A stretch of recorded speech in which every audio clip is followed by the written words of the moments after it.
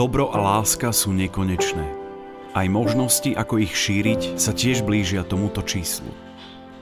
Jednou z možností, ako prispievať k dobru a láske a tým zmenšovať priestor pre ich protipóly, je robiť to cez grécko-katolícku charitu v Prešove, ktorá už roky pomáha skvalitniť alebo zmeniť životy tých, ktorí to naozaj potrebujú. Ja nepočujem dobre. Jej klienti sa vám chcú zo srdca poďakovať za každý váš príspevok a dar.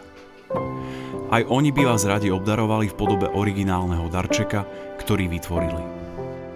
Charita spustila darcovský program pre núdznych. Prosím, pomôžte jej pomáhať, pretože najväčším darom, aký môžeme dostať, je ľudská blízkosť, spokojnosť a úsmev obdarovaných. Ďakujeme.